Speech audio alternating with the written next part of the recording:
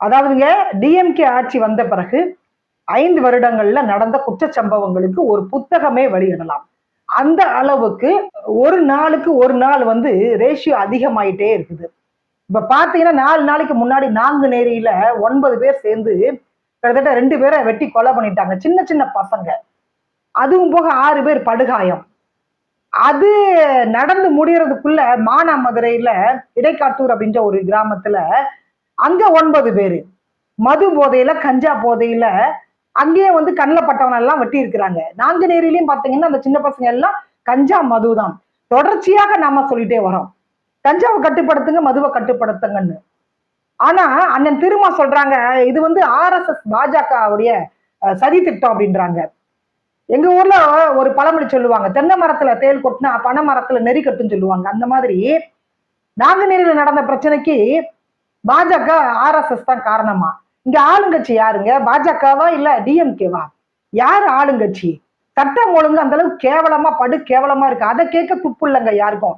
கூட்டணி கட்சிகளுக்கு அதை கேட்க துப்பு இல்ல. அறிவாலயத்துல எலும்பு துண்டுக்காக காத்துட்டு இருக்கக்கூடிய கூட்டம், அதுங்கிட்ட போய் நாம எப்படி நீதி நியாயத்தெல்லாம் கேட்க முடியும்? சொல்லுங்க. தமிழ்நாட்டுக்கும் ஆர்எஸ்எஸ் பாஜகவுக்கும் என்ன சம்பந்தம் இருக்குது? அவங்க ஆளுங்கட்சியா? இதே வந்து பீகார்ல நடக்குது, உத்தரப்பிரதேசத்துல நடக்குது, குஜராத்ல நடக்குதுன்னா நீங்க சொல்றதுல ஒரு வாஸ்தவம் இருக்குது. மணிப்பூருக்கு இங்க இருந்து மெழுகுவர்த்தி அக்கா எழுந்திட்டு போனாங்களா, அதுல ஒரு லாஜிக் இருக்குது. பரவாயில்ல, பக்கத்து மாநிலத்துக்கு எல்லாம் குரல் கொடுக்குறீங்க அப்படின்னு பாத்தீங்கன்னா, பாஜக ஆளக்கூடிய மாநிலங்களுக்கு மட்டும்தான் இவங்க குரல் கொடுப்பாங்க. தமிழகத்துல நடந்துச்சுன்னாக்கா அதுக்கு காரணம் வந்து பாஜக. பீகார்ல நடந்தாலும் அதுக்கு காரணம் பாஜக தான். தமிழகத்துல அப்புறம் டிஎம்கேன்னு ஒரு ஆட்சி இருக்குது, அது எதுக்கு இருக்குன்னு நமக்கு தெரியல. இல்ல அவங்க என்ன நினைச்சிட்டு இருக்கிறாங்கன்னா பாஜக தான் டிஎம்கே இயக்குதுன்னு நினைச்சிட்டு இருக்கிறாங்களா அண்ணன் திருமா? ஏற்கனவே பாஜக பி டீம் தான் டிஎம்கேன்னு பேசிட்டு இருக்கிறாங்க. மறைமுகமா பாஜக ஆதரிக்குன்னா குற்றச்சாட்டை முன்வைக்கிறாங்க, விமர்சனத்தை உடன்பரப்புகளை முன்வைக்கிறாங்க. அண்ணன் அப்படி நினைச்சிட்டு பேசிட்டாப்ல போல தெரியுது. அதனால ஆர்எஸ்எஸ் பாஜக தான் காரணம். அதிமுக ஆட்சியில குற்றச்சம்பவங்கள் நடந்துச்சுனாக்கா அதிமுக காரணம். டிஎம்கே ஆட்சியில் நடந்ததுனாக்கா அதுக்கு பாஜக ஆர்எஸ்எஸ் தான் காரணம். இப்படி ஒரு மானகட்ட அரசியல் உங்களுக்கு தேவையா அப்படின்னு தான் நாம கேள்வி கேட்கும். அதாவதுங்க, சட்டம் ஒழுங்கு அந்த அளவுக்கு கேவலமா இருக்கு. அதை கேள்வி கேட்க முடியல உங்களால. டிஐஜி சரவணன் என்ன சொல்றாரு திருநெல்வேலி, இது சாதிய கலவரம் இல்லைங்க, அவதூறு பரப்பாதீங்க, அவதூறு பரப்புனா கைது பண்ணுவோம் அப்படின்றாரு. இங்க அண்ணன் திருமா என்ன சொல்றாங்கன்னா இது சாதி பிரச்சனைன்றாங்க.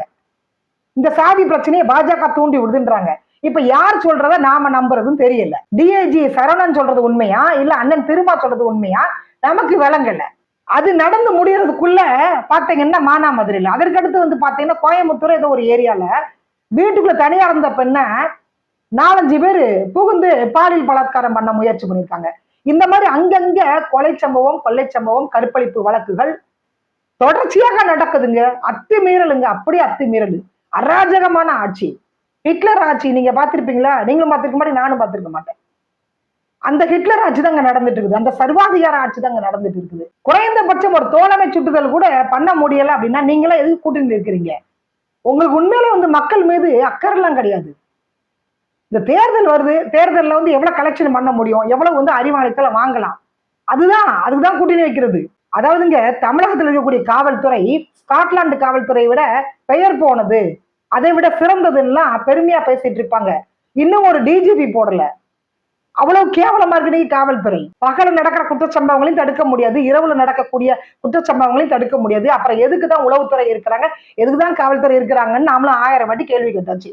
எந்த பதிலும் வரல. ஆனா பாருங்க, முதலமைச்சர் மாடலிங் பண்ற மாதிரி ஃபுல்லா போட்டோ ஷூட் தான். இந்த 5 வருடங்களே தாக்கு பிடிக்க முடியல. அடுத்த 5 வருடங்களுக்கு டிஎம்கே வந்து பிளான் பண்ணி வச்சிருக்கிறாங்க. இதெல்லாம் வந்து சன் தொலைக்காட்சி பேச மாட்டாங்க. கலாநிதி மாறனோடதுதான் சன் தொலைக்காட்சி. அவங்களுக்கு இந்த நியூஸ் எல்லாம் கண்ணிலே படாது. ஆனா பாருங்க, விஜய் வந்து திரிஷாவோட கல்யாணத்துக்கு வந்துட்டாங்க, அதை லைவா பேசிட்டு இருக்கிறாங்க. வழக்கறிஞர் எல்லாம் கூப்பிட்டு விவாதம் பண்ணிட்டு இருக்கிறாங்க. எவ்வளவு கேவலம் திங்க் பண்ணி பாருங்களேன். இந்த கூட்டணி கட்சியோட தொல்லை வந்து தாங்கவே முடியலைங்க. 13 கட்சியா இருந்தது, இப்ப பாத்தீங்கன்னா 21 கட்சிகள். டிஎம்கே கூட 21 கட்சிகள் இருக்குது. அவங்க பேசுற பேச்செல்லாம் சத்தியமா மேடையில நம்மளால கேட்கவே முடியல. வைகோ சொல்றாரு, ஐநா சபை என்ன பண்ணிட்டு இருக்கு, தூங்கிட்டாங்களா? அமெரிக்கா வந்துட்டு என்ன அனுமதி நமக்கு கொடுக்கறது, ரஷ்யால என்ன வாங்குறது, அமெரிக்கா என்ன அனுமதி கொடுக்கறது, அதெல்லாம் அவரு பேசிட்டு இருக்கிறாரு வைகோ. அதாவது வயசானாலும் அவனுடைய ஸ்டைலும் அழகும் குறையலன்ற மாதிரி, வயசானா கூட அவருடைய கம்பீரமான அந்த குரல் வந்து குறையல ஐயாவுக்கு. பங்களாதேஷ்ல இந்து மக்களை கற்பழிச்சு கொலை பண்ணாங்க.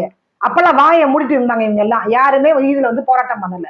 இங்க தமிழகத்தில் நடக்கக்கூடிய பிரச்சனைகளுக்கெல்லாம் யாருக்கும் குரல் கொடுக்க துப்பு இல்ல. ஆனா பாருங்க, ரஷ்யா, அமெரிக்கா, ஜப்பான், சைனா இப்படிதான் பேசுறது. ஏன்னா ஆளுங்கட்சி எதிர்த்து பேசிட்டோம்னா இருக்கிற 2 சீட்டையும் புடிங்கிட்டு விட்டுருவாங்க. ஒரு பிளாஸ்டிக் சேர் 2 சீட்டு கிடைக்கும். அதையும் கொடுத்து நாம என்ன பண்றது? கட்டந்தரையில படுத்துக்க முடியும். அதனால வாயை திறக்க மாட்டாங்க. அதுவும் போக தமிழக அரசு கீழே தான் காவல்துறை இருக்குது. டிஎம்கே கூட தான் கூட்டணி கட்சிகள்லாம் இருக்குது. அண்ணன் திரும்ப ஒண்ணு பேசுறாரு, டிஐஜி சரவணன் ஒண்ணு பேசுறாரு. எது உண்மைன்னு நமக்கு தெரியல. சாதிய கலவரம் இல்லை அப்படின்னா மது போதையில நடந்திருக்குதா, கஞ்சா போதையில நடந்திருக்கா? அதுக்காக நீங்க விளக்கம் கொடுக்கணும்ல. அப்ப அதெல்லாம் சரி நம்ம எடுத்துக்கலாமா? சாதி கலவரம் தான் தவறு, மது போதையில கஞ்சா போதையில நடந்தா அது சரியா? அப்ப அதுவும் வந்து தப்பு தானே. அப்ப அதுக்கு வந்து யார் நடவடிக்கை எடுக்கிறது? அதை வந்து யார் தடுக்கிறது? காவல்துறை தானே தடுக்கணும். கேட்ட கேள்விக்கெல்லாம் பதிலே வராது, பதிலே சொல்ல மாட்டாங்க. அவங்களுக்கு விளம்பரம் கொடுக்கறதுக்கும் போட்டோ ஷூட் நடத்துறதுக்கும் மாடலிங் பண்றதுக்கும் நேரம் சரியா இருக்கு முதலமைச்சருக்கு. துணை முதலமைச்சருக்கு கவர்ச்சி நடிகைக்கு லைக் போடுறதுக்கு அவருக்கு நேரம் சரியா இருக்குது. மற்ற அமைச்சர்களுக்கு ஊழல் பண்றதுக்கு நேரம் சரியா இருக்கு. கனிம வளத்தை கொள்ளையடிக்கலாமா, ஆட்சி மணலை திருடலாமா, என்ன பண்ணலாம், எப்படி வாரி சுருட்டலாம், எங்க டெண்டர் கிடைக்கும் அப்படின்னு அவங்க வந்து அலைஞ்சிட்டு இருக்கிறாங்க. ஆக மொத்தத்துல தமிழகத்தில் நடக்கக்கூடிய சம்பவங்களுக்கு யார் பொறுப்புன்னு நமக்கு தெரியல. யார் இதுக்கு நடவடிக்கை எடுப்பாங்கன்னு நமக்கு தெரியல. எதனால இந்த பிரச்சனைகள் நடக்குது, ஏன் இந்த மாதிரியான வன்முறைகள் நடக்குது, ஏன் இந்த மாதிரி கொலை பண்ணிட்டு அலையிறாங்க சின்ன சின்ன பசங்கள்லாம் புரியல நமக்கு. இதெல்லாம் வந்து ஆளுங்கட்சிக்கு தான் வெளிச்சம், கூட்டணி கட்சிகளுக்கு தான் வெளிச்சம். ஆனா அவங்க பாருங்க, தமிழகத்தில் இருக்கிறதே கிடையாது. ஸ்ட்ரைட்டா ரஷ்யா, அமெரிக்கா தான்.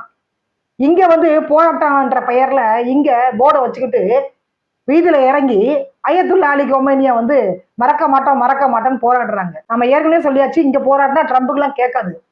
இங்க ஸ்ட்ரைட்டா போயிட்டு அமெரிக்கா, ரஷ்யா, ஈரான்ல போயிட்டு போராடுங்க. என்ன சொல்றாருன்னா 8 நோபல் பரிசு எனக்கு கொடுக்கணும், இந்த மாதிரி 8 யுத்தங்களை வந்து நான் நிறுத்தி இருக்கிறேன் அப்படின்னு சொல்றாரு. நம்ம தமிழகத்தில் இருக்கக்கூடிய கூட்டணி கட்சிகள் அல்ல கைகள் கூட சொல்லலாம். நம்ம நீங்க எல்லாம் போயிட்டு அங்க போராட்டம் பண்ணி ட்ரம்புக்கு போக வேண்டிய நோபல் பரிசை நீங்க தட்டி வாங்கிட்டு வந்துருங்க.